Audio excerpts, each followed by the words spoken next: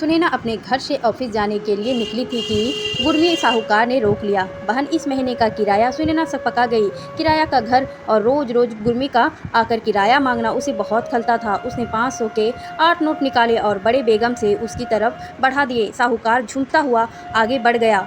सुनैना सोच रही थी कि कब उसका अपना घर होगा और कब इस साहूकार से छुटकारा मिलेगा। सुनैना के घर पर उसकी माँ और 2 छोटे भाई थे। पिताजी एक हादसे में चल बसे थे। माँ को हमेशा सुनैना की शादी की चिंता सताती थी।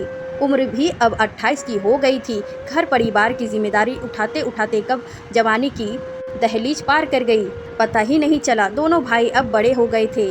दोनों ने नौकरी शुरू कर दी थी। आज सुनैना को देखने लड़के वाले आने वाले थे। माँ सुबह से ही पकवान बनाने में लगी हुई थी। राकेश एक अच्छे घर का सभ्य लड़का था। उसकी 2 बहनें थी जो कि शादीशुदा थी और एक बड़ा भाई जो साथ में ही कारोबार करता था। आज माँ चाहती थी कि सुनैना का रिश्ता हो जाए। राकेश का परिवार सही वक्त पर आ गया।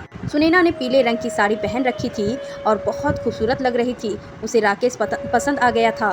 खुले विचारों वाला, उसे उसकी नौकरी करने पर कोई ऐतराज नहीं था। राकेश को भी सुनैना पसंद आ गई थी। दोनों का रिश्ता तय हो गया। अब बस शहनाई बजने की देर थी। 2 महीने बाद का मुहूर्त निकला और सुनैना अपने आंखों में नए सपने संजोए हुए ससुराल आ गई। कुछ महीने सब ठीक चलता रहा, पर अब राकेश और उसके परिवार का असली चेहरा दिखाई देने लगा। अब सासू माँ को सुबह पूरा बनाकर जाने वाली बहू चाहिए। बड़ी भाभी ज़्यादातर बीमार रहती थी तो वह कुछ काम नहीं करती थी। उनकी बेटी रानू को भी सासू माँ ही संभालती थी। अब राकेश भी सुनैना से नौकरी ना करने के लिए जिद करने लगा था और घर परिवार की जिम्मेदारी उठाने के लिए कहता।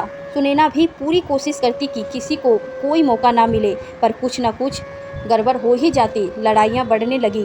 राकेश ने एक दिन सुनैना से अपने घर जाने को बोल दिया। सुनैना ने पूछा, क्या यह मेरा घर नहीं है? राकेश ने साफ कह दिया कि यह मेरा घर है। यहाँ पर रहना है तो मेरे हिसाब से रहो, वरना जाओ अपने घर।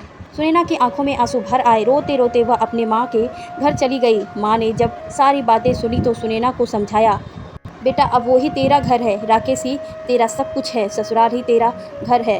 यह घर पराया है। तेरे भाइयों के लिए भी लड़की देख रखी हूँ। उन्हें पता चलेगा तो सब गड़बड़ हो जाएगी। तुम कल राकेश से माफ़ी मांग लेना और अपनी नौकरी छोड़ दो। माँ का ऐसा जवाब सुनकर सुनैना अवाक हो गई। वह चुपचाप अपने पति के घर चले गई और राकेश से वादा किया कि कुछ दिनों में नौकरी से इस्तीफा दे देगी।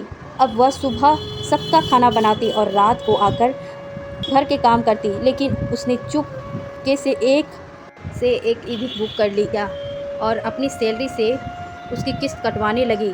2 साल बीत गए। भाभी भी आ गई, पर सुनैना अपने माँ के घर नहीं गई। माँ बुलाती थी पर वो जाती नहीं थी। शायद उसे बहुत चोट लगी थी। अब उसका घर तैयार था और उसने उसका प्रोसेसन भी ले लिया।